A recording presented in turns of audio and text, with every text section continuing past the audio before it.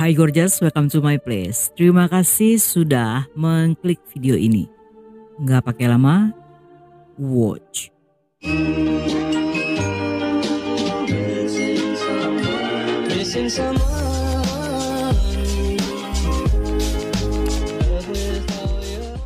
Penasaran gak sih gimana serunya petualangan di dunia kriminal yang penuh teka-teki? Mabar Kriminal hadir untuk kamu yang pastinya suka tantangan dan alur cerita yang gak biasa. Cerita lengkap dan detail dijamin bikin kamu penasaran banget.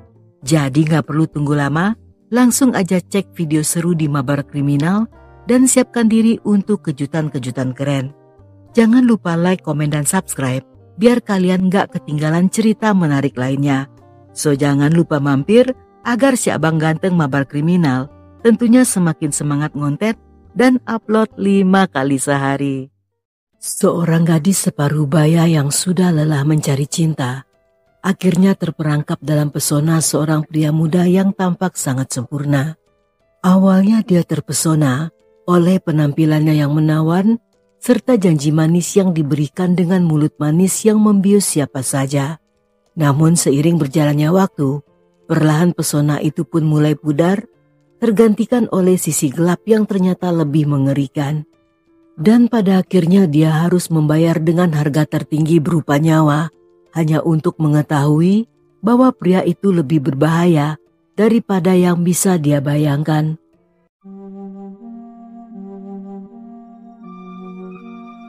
Pada April 2014 sekitar jam 1 dini hari, seorang wanita asal Filipina yang bernama Josephine saat itu ditemukan meninggal di kamar mandinya dengan kondisi tubuh yang dipenuhi dengan cairan merah. Josephine dikenal sebagai sosok yang baik hati, seorang nenek yang lembut, dan perawat yang berdedikasi. Kehidupan sehari-harinya mencerminkan gambaran warga negara yang sangat baik. Dan ketika berita kematian Josephine tersebar, banyak orang yang merasa kaget karena tidak seorang pun yang menduga bahwa hal buruk bisa menimpanya. Terutama karena Josephine diketahui tidak pernah memiliki musuh. Peristiwa ini mengguncang masyarakat di kawasan Hill Creek yang berada di Amerika. Rumahnya seketika menjadi pusat perhatian dengan banyak warga yang datang untuk melihat apa yang terjadi. Namun karena penyidikan masih berlangsung, sehingga informasi yang mereka dapatkan masih sangat terbatas. Josephine ditemukan oleh temannya di dalam kamar mandi dengan kondisi luka senpi di bagian kepala. Meskipun sempat dilarikan ke rumah sakit, tetapi wanita berusia 51 tahun itu tidak berhasil diselamatkan. Polisi yang melakukan penyidikan berhasil mengumumkan identitas pelaku yang bernama Alex yang tidak lama setelahnya berhasil ditangkap.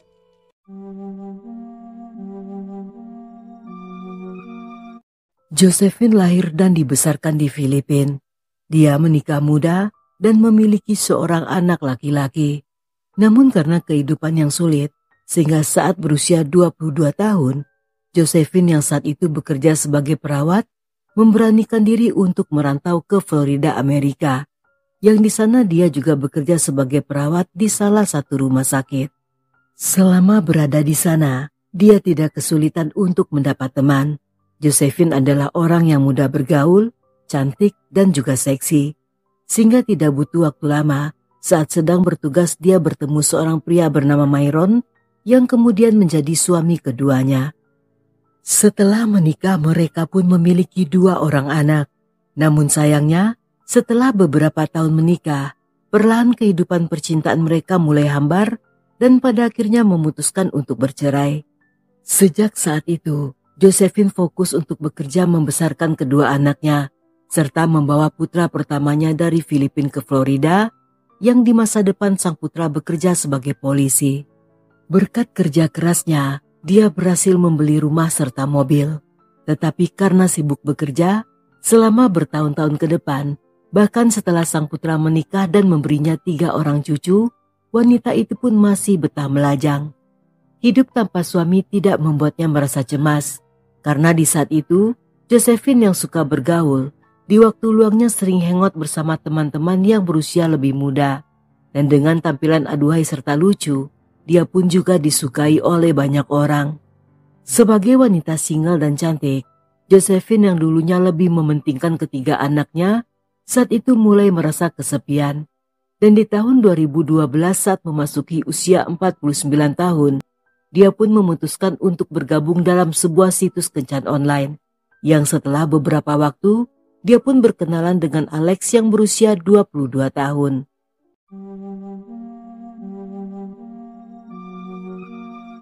Alex berasal dari keluarga kaya yang tinggal di Washington DC. Dengan wajah tampan, mata biru, serta tubuh tinggi berotot, Alex pun membuat Josephine tergila-gila. Meskipun mereka memiliki perbedaan usia sejauh 27 tahun, tetapi Josephine yang sedang dimabuk asmara saat itu tidak terlalu memikirkan hal tersebut.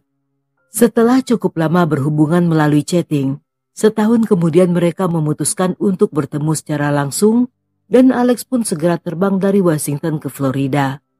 Saat pertama kali bertemu, Alex seketika tergila-gila dengan Josephine yang ternyata lebih cantik saat dilihat secara langsung. Wanita itu tidak saja seksi, tetapi mampu membuatnya betah ngobrol dalam waktu yang sangat lama. Dan di malam itu pun, mereka menghabiskan waktu bersama-sama. Seperti tipikal wanita Filipina pada umumnya, Josephine yang telah lama mendamba cinta, dalam waktu singkat berhasil membuat pemuda itu merasa nyaman dengan memberikan servis luar dalam atas bawah hingga melayani dengan sepenuh hati. Dan akibatnya, Alex sangat tergila-gila pada Josephine yang walaupun merupakan gadis tipe varian vintage, tetapi dia sangat lincah, menguasai semua gaya, dan memiliki attitude serta akhlak baik. Sehingga Alex yang merasa diperlakukan bagai raja tentunya tidak ingin berpisah lagi. Baginya, mereka dipertemukan karena cinta, bukan untuk zina yang selesai di malam itu saja dan setelahnya bubar pulang ke rumah masing-masing.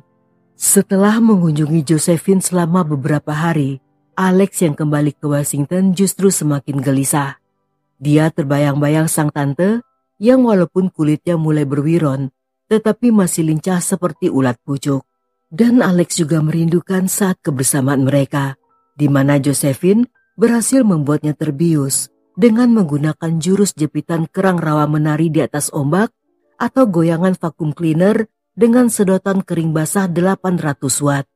Karena tidak tahan merindu, Alex memutuskan pindah ke Florida dan tinggal bersama di rumah Josephine. Namun perbedaan usia yang besar membuat orang-orang di sekitar mereka meragukan hubungan tersebut. Tetapi karena orang yang sedang jatuh cinta adalah orang yang paling keras kepala, sehingga tidak ada yang bisa mereka perbuat.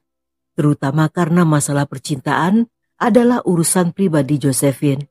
Dan satu-satunya yang bisa mereka lakukan hanyalah menerima hubungan itu karena mereka melihat Josephine yang tampak sangat bahagia.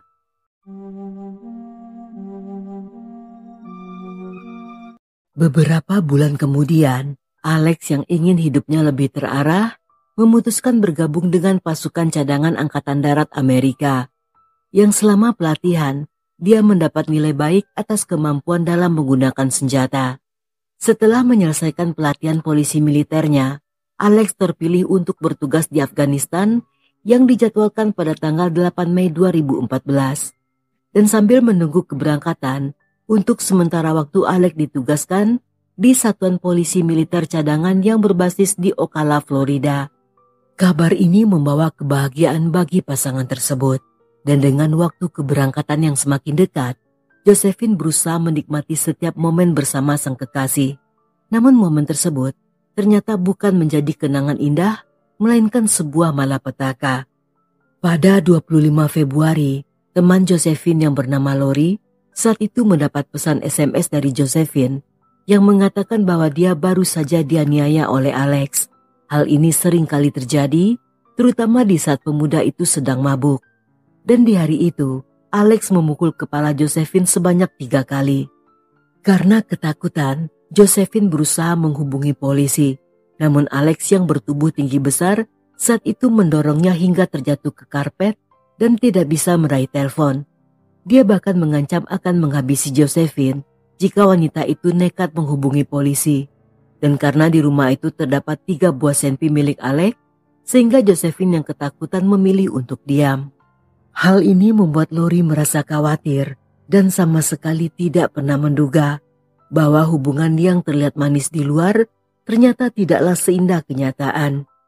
Dan keesokan harinya ketika mereka bertemu di sebuah kedai kopi, di sana Lori melihat luka lebam di sekujur tubuh Josephine. Merasa khawatir dengan keadaan tersebut, Lori pun mencoba membujuk wanita itu untuk meninggalkan Alex. Tetapi Josephine, yang kecintaan dengan White Mamba bengkok kiri tersebut, saat itu justru memilih untuk tetap bertahan. Dan walaupun sering dibanting hingga babak belur, namun hubungan mereka masih terus berlanjut. Dan di lain waktu, meskipun Josephine berkali-kali mengaku tidak tahan dan ingin memblokir Alex di Facebooknya, tapi lagi-lagi pesona otong berwarna pink milik pemuda itu berhasil menjeratnya, dan mereka pun sekali lagi kembali berbaikan. Dalam beberapa minggu berikutnya, situasi tampak membaik. Bahkan pasangan itu akan mengadakan pesta ulang tahun untuk salah satu teman mereka yang diadakan di rumah Josephine.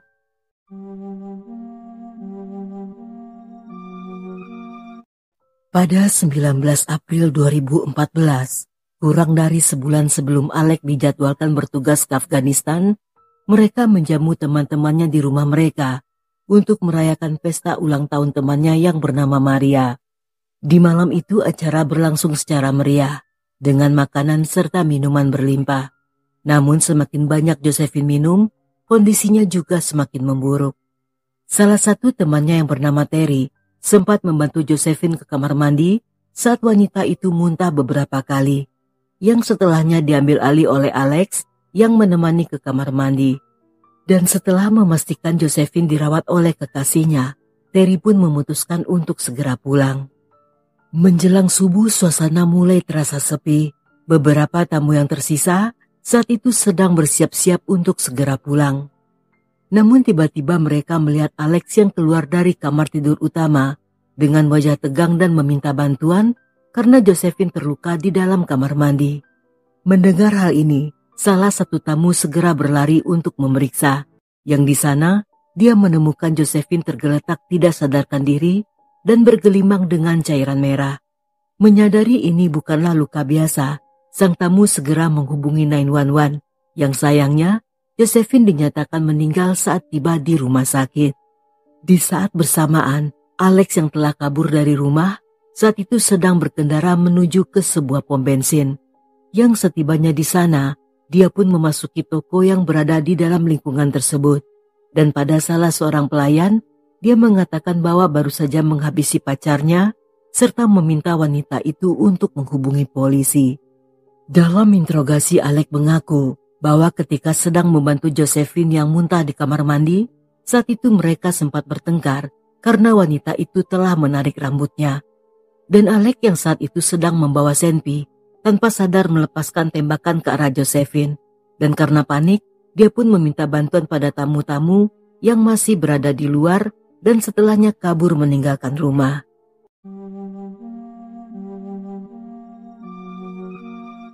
Dalam persidangan, jaksa mendatangkan sebanyak 26 saksi, yang semuanya menggambarkan hubungan pasangan ini sebagai hubungan yang penuh konflik dan juga toksik.